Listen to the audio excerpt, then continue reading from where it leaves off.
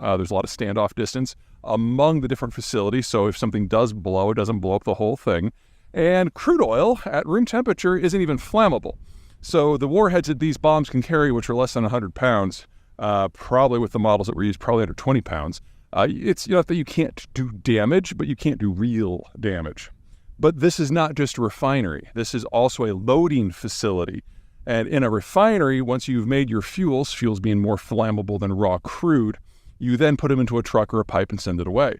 With a port facility, you put into a big, giant tank, and then a large vessel comes by and sucks off what it needs and goes on its merry way. And so the tanks themselves are the vulnerable points here. Now, judging from the size of the explosions and the fires that were started, the tanks were not hit. That's just something that you should have in the back of your mind when you're evaluating when somebody says a refiner, a certain piece of energy infrastructure was hit, so you know what to look for.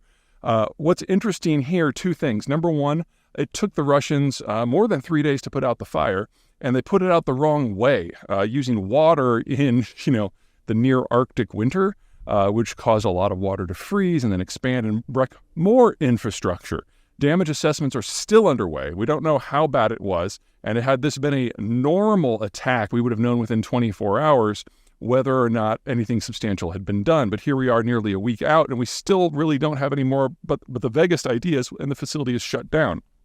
Now, there's a lot of reasons why this matters. Number one, while the Europeans have put sanctions on seaborne crude, seaborne oil product is in a loophole. So they were still taking stuff from this facility, and with its shut down, all of a sudden, sanctions have gone up to a whole new level, and we're going to have a very good idea of how the Europeans can absorb or not this newest change. Quick add-on, the Ukrainian attack on Ust-Luga was on Sunday the 21st, and less than 72 hours later, the Russians were able to begin shipping out again. However, what is being shipped out is primarily, well, almost exclusively, oil and something called condensate, which is kind of a raw product somewhere between natural gas and oil. The actual refining complex remains completely offline. There's no naphtha, there's no fuel, there's no intermediate products that are coming out at all. And at present, the Russians are still completing their damage assessments. And at the pace they're going, we probably won't have any information on the level of damage until probably March. And then, with their very, very thin remaining skin of skilled labor, they can start talking about repairs. Second, this is the first significant Ukrainian attack against a significant economic asset of the Russian Federation. And at least on the surface, it looks like it was much more successful than they ever thought was possible. That means that the northern parts of the Baltic Sea and the Gulf of Finland are suddenly in a danger zone that is well within the Ukrainians' proven range of operation. Now, the Ukrainians and the Russians haven't really gone against civilian shipping right now, but I can't think of a better target than an oil loading and refining platform such as what we've got in Ust-Luga. Again, apologies for the national. We're just going to put the spelling right here so you can see what I'm having the trouble with. Okay. So this is the sort of thing we should now watch for in the future, because this is not the only facility of this type which is within the Ukrainians' reach. There are a number of facilities at Novorossiysk on the Black Sea and Tuapse on the Black Sea and closer to St. Petersburg, also on the Gulf of Finland. And now that the Ukrainians have proven that a few things can slip through, you can bet that they're going to target all of them.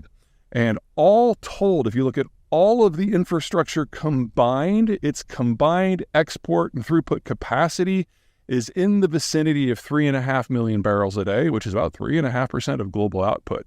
So if you put a meaningful dent in the export infrastructure, it's impossible for the Russians to shunt this stuff somewhere else. There's nowhere else to go.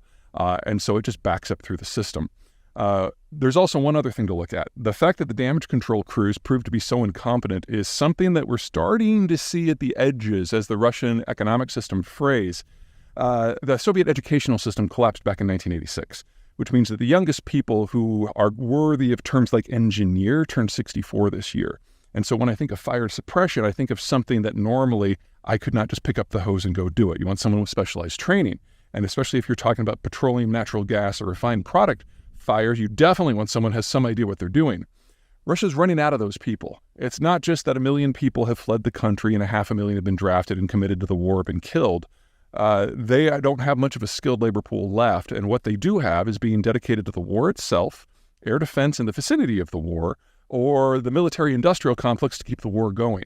So we're seeing some very serious frays with the system. This is not the sort of thing that they should have gotten wrong. That fire should have been put out very quickly with things like foam, and it wasn't. And that suggests the Russians' ability to maintain their overall system is starting to feel the strain of all of this, and they don't have a backup plan. There isn't enough labor in the country to redirect from somewhere else, especially skilled labor. All right. That's it for me. Take care.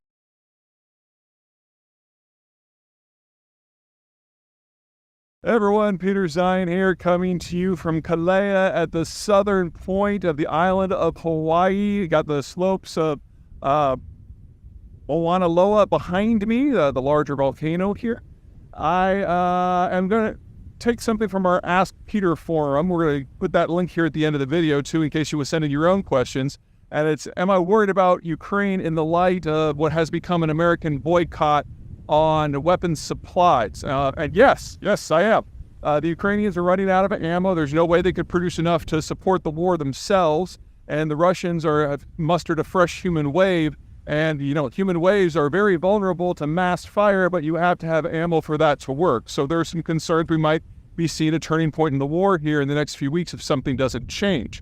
But what is going on is we've got a dozen, roughly, Republicans on the right who are blocking anything from happening in Congress that they don't agree with. And so this is not a Ukraine problem. This is an everything problem. These few reps are blocking anything on any issue. So we've got programs that need to be addressed, not just Ukraine, but aid for Taiwan against China, aid for Israel against Hamas. There's issues with healthcare and business reform and criminal justice reform, the defense system and the budget. Every single thing has been dropped. It's not that these folks oppose Ukraine per se, it's they oppose anything that isn't exactly their way. So I call them the Greenpeace faction of the Republican Party because they just hate everyone. This means that this Congress has been the least productive in American history. At this stage in Congress, a little bit more than halfway through their session, we've only passed about 20% of the bills that the second least productive Congress in history has passed. So this isn't an issue of big government versus small government. This is just an issue of dysfunction, and it's a problem for everybody. Now, I don't think it's going to get any better any soon. When the Republicans didn't do very well in the last midterms, the hope of getting a big majority vanished. So they had a very slim minority beginning, and they have seen that minority shrink down. In part, it's because they've cannibalized their own. This faction of Republicans forced out the former Speaker, McCarthy from California, and so he just quit. He left the House altogether, leaving that seat open. We've had another couple of resignations since, and then the Republicans purged one of their own, Republican Santos of New York, for, let me make sure I get this right, using campaign finance to purchase gay fetish foot porn. Can't make this shit up. Anywho, what it means is not just that the margin that the Republicans have in the majority has gotten smaller and smaller, it's worse than it sounds. Because to pass something in Congress, you don't need a majority of the votes, you need a majority of the seats. And so every empty seat kind of acts as a quasi-vote against the majority. So they only have the Republicans now only have a margin of 2. They can only lose 1 vote if they still want to get things passed. And that makes each individual faction, including the Greenpeace faction, more powerful. So this is going to go one of 2 ways. Number one, they're going to continue to stall everything, and this Congress will go down in history as the most pathetic ever until we have general elections a year from now, November, and the new Congress would sit in January. Or the bulk of the Republicans reach across the aisle and start cutting deals with centrist Democrats. Now, that's not as easy as it sounds. There's a lot of minutia. There's a lot of politics. There's a lot of noise. And in the environment that we're in right now, anyone who reaches across the aisle is inviting a primary challenge from the freak wings of their parties, whether it's the Greenpeace faction of the Republicans or the squad version of the Democrats. So none of these are easy decisions, but they do suggest that drama in Congress is going to increase, or rather than decrease, in the months ahead. And that's not just bad for Ukraine. That's bad for everyone, except for the Chinese who think this is fantastic. All right, that's it from me. Take care.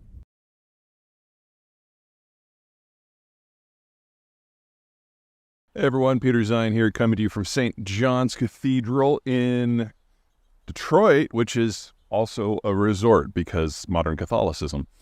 Anyway, I thought it would be a great backdrop to talk about the United Kingdom in our Post-America series.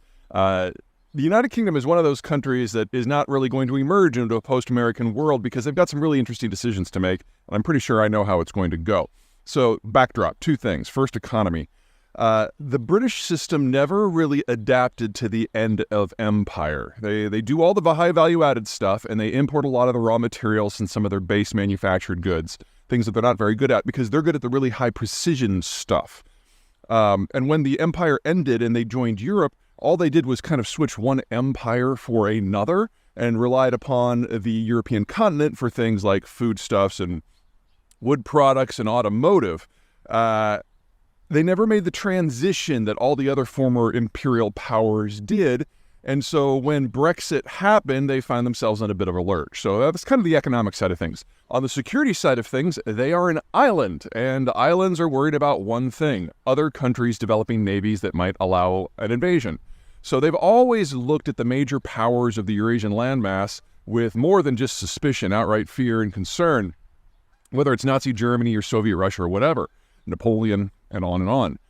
But that doesn't mean that they like non-military superpowers. So when folks in the European Union start talking about ever closer union and maybe having a common defense identity, they get a little squeamish and they want to keep things within NATO where they've got veto power.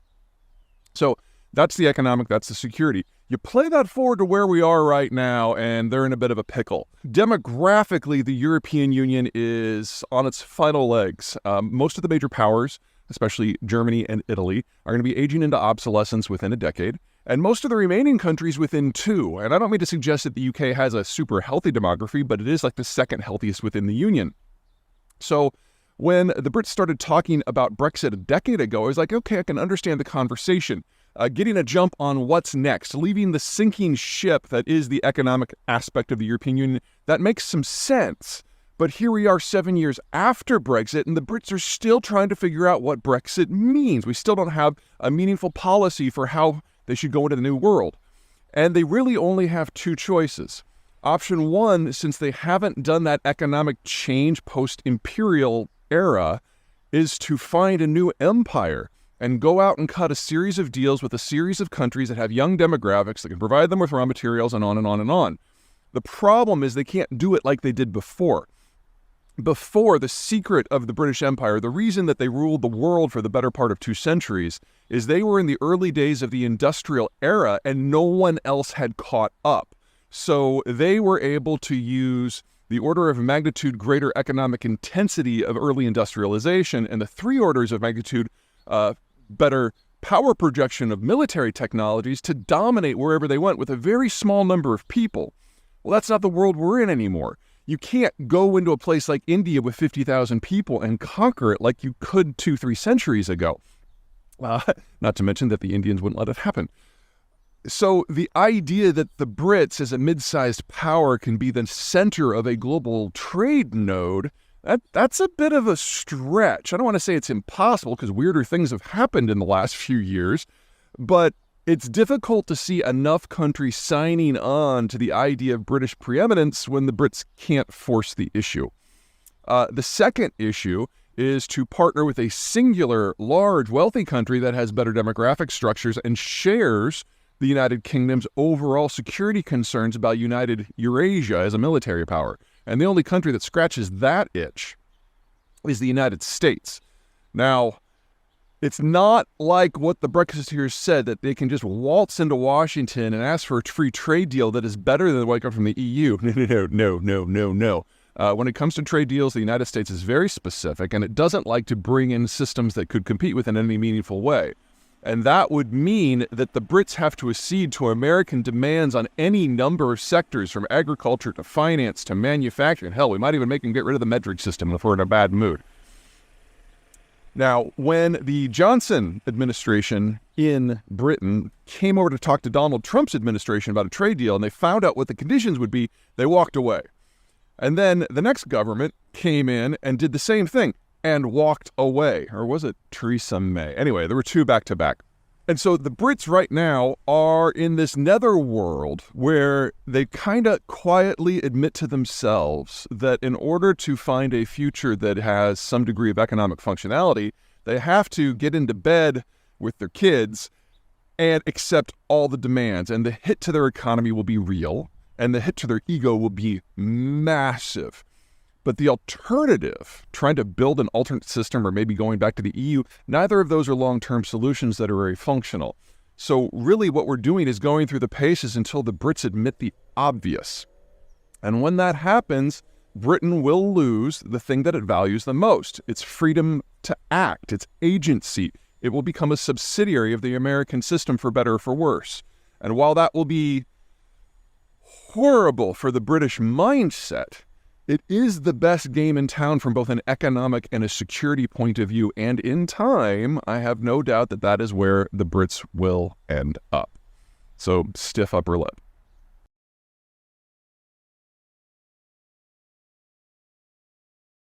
Hey everybody, Peter Zeihan here, just taking a walk after this guy dumped on us. The big news today, it's February the 5th, is that overnight local time, Iranian-backed militants in Syria attacked another U.S. base. This is the first significant attack since those 3 American soldiers were killed early part of last week. And the United States launched a bunch of retaliatory strikes against Iranian-backed militias throughout the region. Anyway, this is the first significant action by them since. And again, it looks like a drone got through and hit the barracks again. This time, it wasn't American service people who were killed, but a half a dozen Kurds that U.S. Special Forces were training. Let me explain how we got into the Middle East and why it's difficult to get out, and then we'll put this into context. So going back roughly, very roughly, 1,000 years, the Middle East has not been a place that anyone wanted to be. It was on the way somewhere. So you had your more advanced, somewhat, very loosely using this term, technocratic societies with a little higher value add in their economic systems in the West. And then you had East Asia, and to a lesser degree, Southeast Asia and South Asia, that produced goods that you could not find in the West, things like spices and porcelains and silks. And so the trick was to figure out how you could link these two economic systems together despite the vast distances involved. And from roughly 1000 to roughly 1500 AD, the solution was coastal vessels, camels, caravans. The problem with all of those things is you had to go through any number of intermediaries, especially for the land routes. And since the sea routes weren't safe, most people stuck with the land routes. This meant that the folks who lived in between, in the middle, to the east of the Western nations, ergo the name, found themselves having to pay massive markups because you'd send your gold east and you'd bring the cargo west, and every few miles or few dozen miles, there would be another middleman who would take their cut. And so the cost of these products didn't double or triple or quadruple, but typically went up in cost by a factor of 1,000 or so. And so what were not necessarily everyday goods, but not exactly considered exotic goods out east, became the cream of the luxury goods in the West. And so the trick was to how do you avoid those markups? The solution was hit upon by the Spanish and the Portuguese, who developed the technologies to sail farther from the shore. With old coastal vessels, if you happened to anchor, which you had to do every night, within sight of land, there was a reasonable chance that somebody who lived in the neighborhood was just going to come and take your ship and kill your people and take all your stuff. So that's one of the reasons why they tended to prefer the land routes. But with the Portuguese and the Spanish developing deep water navigation, they were able to do an end run around that entire thing, interfaced directly with the east. And so from roughly 1500 until roughly 1900, the Middle East just didn't matter. It became a complete backwater. And eventually the Western countries industrialized. And when they came back to the Middle East, to an area that had not industrialized, you bring a knife to a gunfight enough times and the locals pay attention. And so you basically had the Brits, the French, and the rest divvy up the entire region into mandates and colonies. Now, why was the West able to pull that off when the Middle East just kind of stayed at the same technological level? And to be perfectly blunt, the answer is rainfall. Throughout the Western countries in Europe, it rains. Rain means that you can grow crops in any number of areas, and that gives people an interest in pursuing their own economic destinies. Also, you had winter in most of those areas, so in the off-season, farmers could be working on something else. They weren't exactly getting law degrees, but the point is the overall skill level of the population steadily creeped up. And when you've got a lot of people who are vested in stability in the system, even if it's not a democracy, you get a degree of political stability, economic advancement, technological acumen that you just don't get in the Middle East. In the Middle East, very few places have rain. Where you do have water, it's in a relatively narrow band, either right on the coast or along a river. And that makes it very, very easy for a political authority to rise and dominate that specific geography, and in doing so, basically reduce the entire population to slave status. That does not give people a lot of interest in pursuing stability for the system. It makes revolutionaries very popular, but it also means that the power of the state is just almost total, making it very, very difficult for anyone to make something of themselves. So you will get centers of learning throughout the Middle East who did absolutely preserve the Western knowledge during the Dark Ages, but they never applied it themselves. They never disseminated it within their own cultures. They were basically just libraries maintained by monks. Oversimplification, 1,500 years of history, I recognize that. But you can't deny the economic trajectory of the Middle East versus the West. And then once the West cracked the code on industrial technologies and they started having gunpowder and cannon, and the Middle East was left behind, there was no contest at all. So now, today, the economies of the Middle East matter more to the world today than they have for most of the last half millennia, largely because of oil, because there is an asset those industrial economies need in order to function. Now, this isn't so much an American problem directly because North America is self-sufficient, well, not even self-sufficient in oil, it's a significant exporter of oil. And if the Middle East were to vanish tomorrow, we'd have some adjustments on things like crude quality, but within a couple of years, we'd be totally fine. However, the Europeans, significantly less so, specifically since the Russian crude is no longer part of their equation. Okay, now where does that bring us? Well, it means that anyone who goes into the Middle East after about 1950 is faced in a very different environment from what was faced from 1000 AD to 1500, when it was just a place you had to push through, or from 1500 until roughly 1950, when the West was industrialized but the Middle East wasn't. Now the Middle East is. And no one's going to say that a group like ISIS in Syria is like the pinnacle of human technology, but it's really easy for them to get explosives and AK-47s.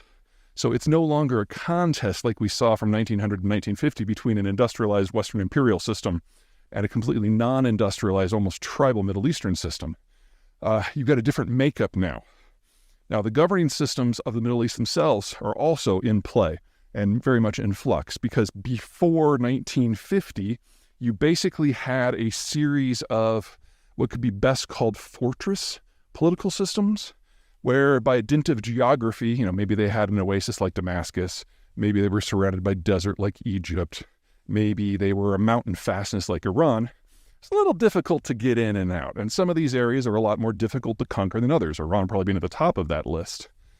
But you introduce industrial technologies to this area in the post-colonial, post-World War II environment, and all of a sudden, they're not just drilling for oil, they're building roads, they're buying military hardware, and it makes for a very different mix. You get this incredibly brittle, top-down, concentrated political system that is absolutely incapable of providing the people with a level of technological progress that is possible elsewhere in the world, because there's very little to work from aside from cash, from oil. And you apply that in a world where society is weak. And the result, you get lots and lots and lots and lots of militant groups. And if you want to back one versus the other or one versus government, that's fine. But even if you win and the militant group overthrows the government, well, then what? You've taken what little order exists in an area and it's turned into chaos. You get complete societal breakdown, as we've seen in places like Egypt and Iraq and Syria in recent years. So, enter the United States. In the aftermath of the 9/11 attacks, the Bush administration felt that the best way to fight al-Qaeda was to make sure that the countries that allowed al-Qaeda to function would go after it. So after the Afghan operation, we discovered that al-Qaeda scattered to the winds, and we found out that a lot of the recruits were coming from Syria, because that was how the Syrians got rid of their own dissidents. A lot of the troops, Taliban troops that were in Afghanistan, fled through Iran to parts unknown, because the Iranians were like, well, we hate these guys, but we don't want to deal with them, especially since they don't like the Americans very much. And then the Saudis, not necessarily the government itself, but a lot of elements within Saudi Arabia were part of the ideological and financial underpinning that made al-Qaeda possible. How do I know that? Because we allied with them back in the 80s to form the Mujahideen, which eventually became the Taliban. Anyway, so the U.S. is looking at this region, Syria, Saudi Arabia, and Iran. We're like, well, conquering any of them wouldn't be fun. Conquering all three at the same time to get after a militant group just doesn't seem like the right task. And so the solution that was struck upon was to knock over Iraq and occupy it with armored tank brigades, which is not the way you pacify a population. You want ground infantry for that. The idea is Tehran and Damascus and Riyadh, none of them thought the U.S. was going to do this. And so when it did it with tanks and left the tanks there, they're like, shit, there's nothing to stop the United States from turning on us. And while Iran was to a degree protected by its mountains and had a little bit more confidence it would be able to put up a good fight, the other two had no such confidence. And they knew that if the United States decided to come for them, that their regimes were done. Because there was no civil support. There was no technical competence. There was no cohesion. Well, it worked. And those three countries went after al-Qaeda for us. And are the primary reasons, the strategy is the primary reason, why al-Qaeda is, for all intents and purposes, no more. The problem is that we didn't declare victory and went home. We tried to make Iraq look like Wisconsin, with the results that you can imagine, because again, there's nothing to build from in terms of society. We overthrew what stable order there was and replaced it with nothing. Now, fast forward to today. The W. Bush administration felt they had no choice but to go in, and, we can debate whether it worked out well or not. First phase of the plan, I think, worked. Second phase, Obama changed nothing, despite his rhetoric. Trump said he pulled out, but left troops in places like Syria to fight ISIS because no one in the U.S. political system wants to be blamed for being the guy who allowed that militant group to come back. But here's the problem. The countries in these areas are never going to have the foundation that's necessary to form a country in the way that Americans or Westerners in general, or even Asians, see it. And so if your goal is to prevent the creation or the operation or the resurgence of a specific type of militancy, you will be there forever. And that's one of the reasons why we called them the forever wars, because we found ourselves going to war with a military tactic as opposed to any specific group. And while most of our troops are out of the region now, what happened earlier today in Syria is the best that we can hope for unless the strategy changes. We are never going to be able to turn these countries into something that we would normally recognize as a peer or as even someone in the same category as the nation states that we have in most of the rest of the world. That's not how these areas work. They never have. They don't have the economic geography to try. And so we're left with a fun little discussion we have to have. Option A is stick it out forever, do what most of our forces have been doing in the region, since the operation was slimmed down under Trump, and hunker in your bases and watch. And if something like ISIS bubbles up again, hit it with a hammer, go back to your bases, and watch some more. And if you do that, you'll be there forever. And while you're there forever, other militant groups who have their own ideas of who should be in charge will take pot shots at you. And that's what we've been seeing with the Iranians being the instigators. This is the new normal. This is the old normal. This is just what the region looked like. Option 2, leave. From a casualty point of view, it's easy. We're never going to make this area look like something that we want. Danger, if you leave, is that a group that you specifically don't like is going to boil up. Now, let me put that into context. Part of the reason that we're still there is we find the tactics of ISIS beyond repute. And we've seen that replicated in Hamas in the beginning of the Gaza war. We're not going to be able to defeat a tactic, But the fear is if we leave, more of these groups will boil up in a shorter period of time and eventually start not just attacking the locals, but our interests in the region as well. The problem with that theory is that it assumes that there's something better that can happen if we stick around. Something to keep in mind. This is an area of fortress cities. And historically speaking, when you don't have an external power like the United States in, those fortress cities start to enforce their own writ on the area. Now, we have enabled Baghdad to recover from the Saddam and the occupation areas, and it's doing a pretty good job of holding its own. What we're doing against groups like ISIS is basically taking some of the unknowns out of the equation for the other two major powers in this region, which are Damascus, Syria, and Turkey. If the United States were to vanish overnight, they would have to deal with these unknowns themselves. And we would have a much more aggressive effort from both countries to deal with groups like ISIS. That is more normal. And so we're actually in this weird situation where U.S. forces that are remaining in the region, even if they're just staying in their camps, have become the single greatest reason why the government in Damascus still exists. Because under normal circumstances, other regional powers would have moved in and smashed these groups that were patrolling out of existence. And that means the Turks get more involved, that means the Syrians get more involved, and that means the Israelis get more involved. And in that sort of contest, with Mesopotamia kind of acting as an anvil, we'd probably see the end of the Syrian government within 5 years.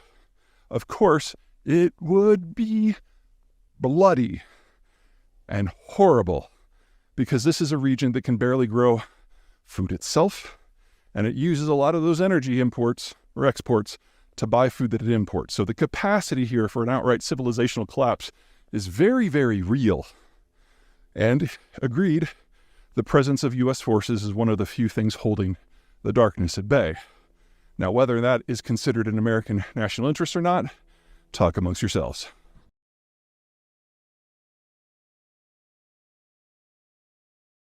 Hey everyone, Peter here, coming to you from flat on my back in bed because I threw out my back. Hopefully this is the last one I record from here. We have a data update from the U.S. government, specifically the Department of Energy's Energy Information Agency, which tracks energy production, usage, and prices and everything. And their data for calendar year 2023 indicates that the average price for natural gas in the country was just over $2.50 per thousand cubic feet. In fact, it bottomed out at just below $2.20 in May. And this is after a really volatile year in calendar year 2022, when because of the Ukraine, cat says hello. We'll just do that. Where because of the Ukraine war, there was high demand everywhere and everyone was trying to get away from Russian natural gas. In that calendar year, U.S. prices hit nearly $10, but that was nothing compared to what happened in the rest of the world, with prices for several months being above 50 and even approaching 100 in a few areas, which still boggles my mind that we actually hit those numbers. Anyway, 2023 was much calmer, and the reason for it is twofold. Number one, that the United States is not just a producer and exporter of natural gas, but it does so using a series of technologies that are broadly not applicable in the rest of the world, the shale technologies and fracking. Because of this, the United States has a break-even price in our pure shale natural gas fields, typically below $5 and in some places below $3 per thousand cubic feet. And second, we get a lot of associated natural gas production that comes from our shale oil operations, which, technically, based on how you're running the numbers, that could be free. Anyway, it means the United States is the world's largest producer of natural gas, kicking out about 120 billion cubic feet per day, or 1,200 billion cubic meters per year. And most of that is trapped in the system at home, because moving natural gas from A to B is kind of difficult. There's really only two routes. One is to have a pipeline network that sends it from production to consumption locations. Usually those are within individual country, because natural gas, being a gas, is hard to store. And the U.S. does have the world's largest system for distribution by far. Well, the second option is to chill it down to negative 300 odd degrees into liquid form, and then put it onto a specialty tanker to send it across the ocean to someone who has a specific receiving facility who can take the liquid and regasify it without it blowing up. All of that is as expensive as it sounds. So what happened in 2022 in Europe was the Europeans used to be on a piped system that brought in stuff from northwestern Siberia for the most part. And that gave them access to reliably large and reliably cheap supplies. So when the Europeans decided to move on from the Russians, they had to go to some other piped suppliers that they have, specifically Algeria, Libya, and especially Norway, but that wasn't enough. So they had to go out and tap the world for liquefied natural gas, which is not available in large volumes in the way that piped gas from a neighbor can be. And so prices went up and up and up and up. And in the United States, we sent everything that we could. And that allowed the Europeans a degree of energy security, but only at a very, very high price point. What we're seeing now is the slow motion degradation of the Russian system, because their pipes are all oriented towards Europe, and they are falling into disrepair because they're not being used. And the Russians are using all their technical experts to maintain their war effort. They do have a couple of liquefied natural gas facilities, some in the far east on the island of Sakhalin, north of Japan, and some on the Yamal Peninsula in far northwest Russia. But it is foreigners who provide the technical skills for those facilities to operate. And as those technical skills are increasingly withheld, these facilities will fall into disrepair. And, well, let's just say when you've got a refrigeration unit that is dealing with billions of cubic of meters of flammable materials and something goes wrong all at once. We haven't had any industrial accidents at these facilities yet, but it's only a matter of time, 1 year, 2 year, 5 years, I don't know how long, before those facilities go offline, and then Russian natural gas will be gone. Getting it out by other means is nearly impossible. There are very few countries that can do LNG liquefaction. China is not on that list. Most of them are part of the Western Alliance, plus Japan, that is backing Ukraine. And if you're going to send a pipeline from the Yamal Peninsula to populated China, you're talking about the world's largest chunk of infrastructure, with roughly 70% of the terrain it's going to cross being virgin with no existing infrastructure at all. So you're talking tundra and taiga and permafrost and mountains. Building that pipeline would be a $100 billion project. It would take a minimum of 15 years. And even if it was done, the cost of operating it would be 2, 3, 4 times as much as the natural gas would be worth. So the Russians and the Chinese have repeatedly said that this pipeline is going to happen. They've been saying that for 20 years. And then you get down into the details, and the Chinese are like, yeah, and the Russians are going to pay for the operation of the pipeline. And the Russians are like, yeah, the Chinese are going to pay for the operation of the pipeline. And that's why nothing has started. So the world has to get by without Russian natural gas. And until a year and a half ago, they were the world's largest exporter. That is going to have big price implications everywhere except in countries that produce natural gas for themselves. Read the United States.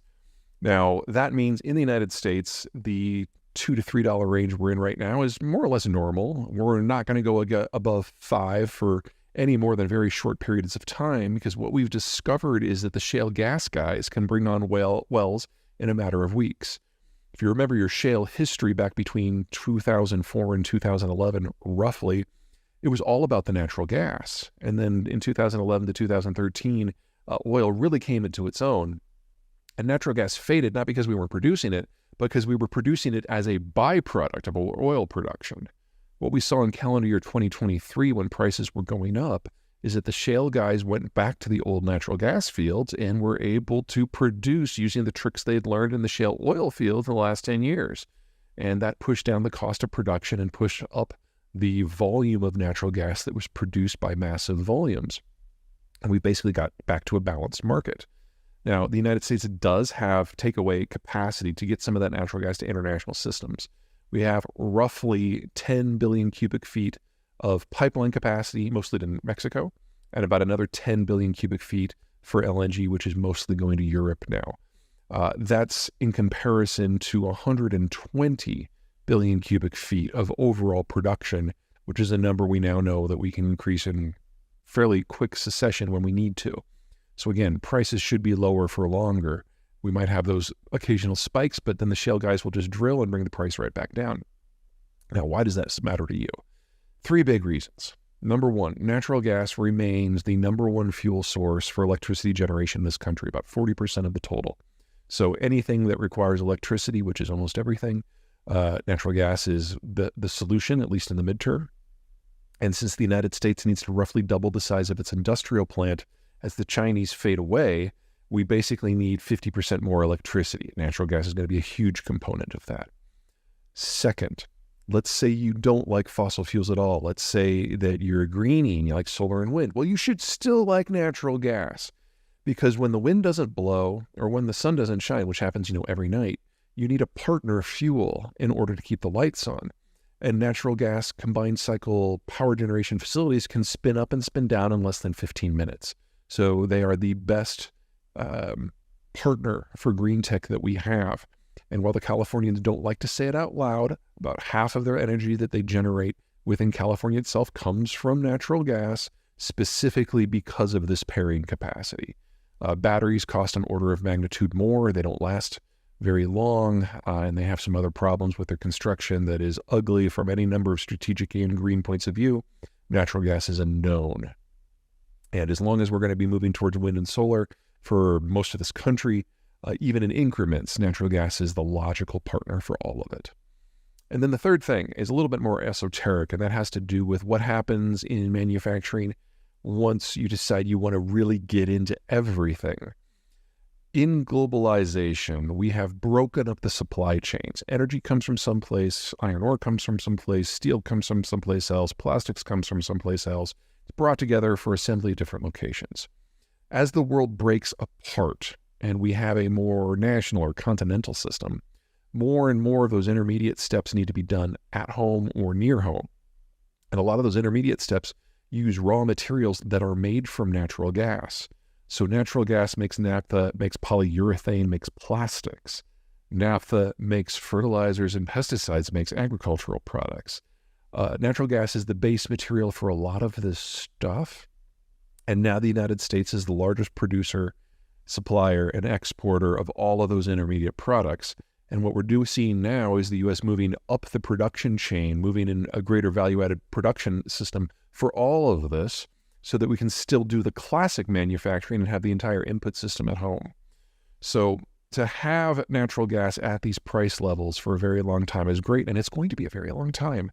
We largely stopped looking for natural gas about 10, 15 years ago because we knew at that time we had over 130 years of supplies at current rates of production. And we proved in 2023 that it's pretty easy to bring even more online. So this is going to be the norm for the United States while it goes through these massive reindustrialization phases.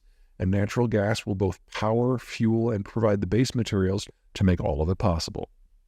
And that is not going to be replicated anywhere else. No one else can produce natural gas at the price point that the United States can. And no one else has natural gas production facilities relatively close to their population centers like the United States does. So this is our new normal. And it's going to provide the bulwark for American industry for at least the rest of this century.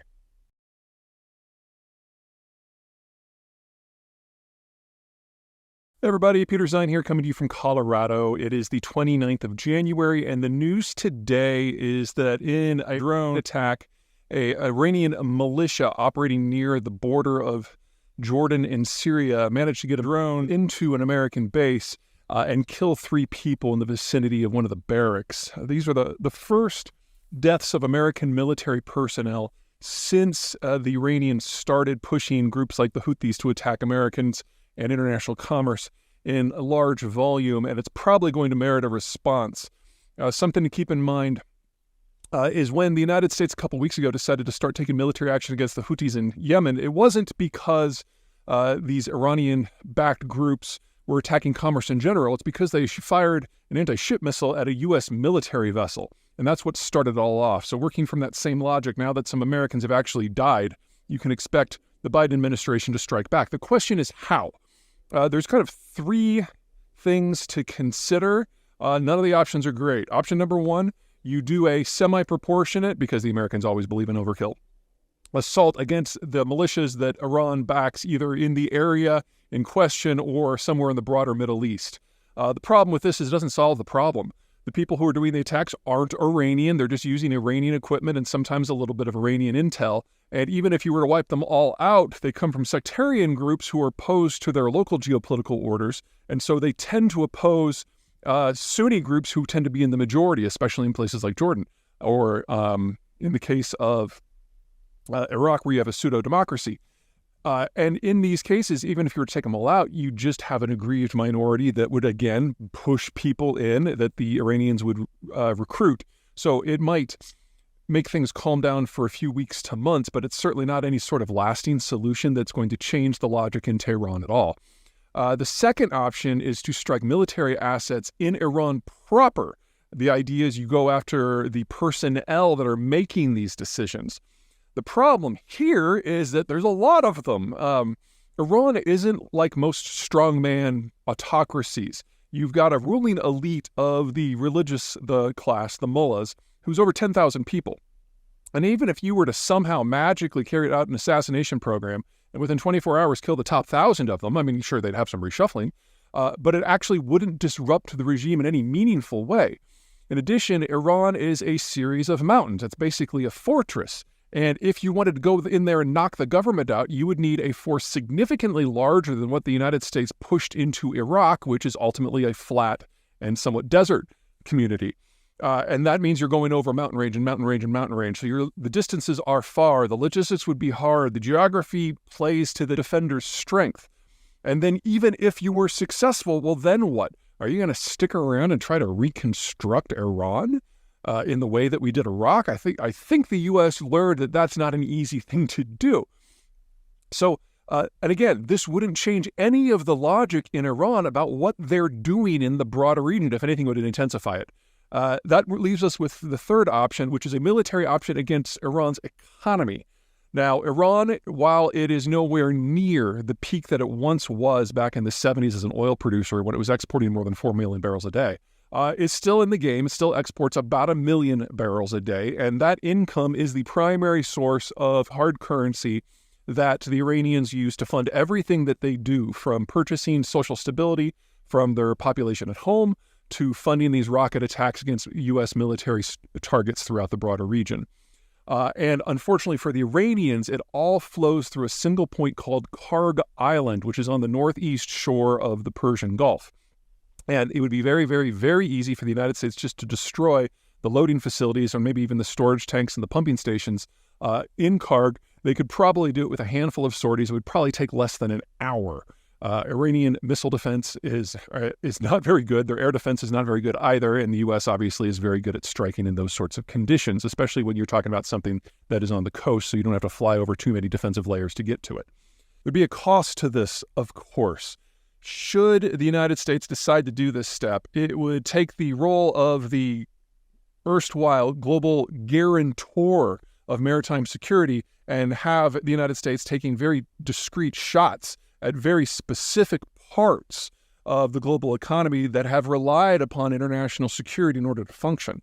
And that means that any vessels that are part of a long supply chain, a long sail, going through a dangerous area, near a dangerous area, or have multiple supply chain steps, meaning that if you interrupt just one of them, all of them become defunct, all of that would be in danger. And that is the entire electronic supply chain in Southeast Asia and East Asia. That is the entire oil supply chain, which either is sourced from or passes through the Middle East. The consequences of that would be significant on a global basis.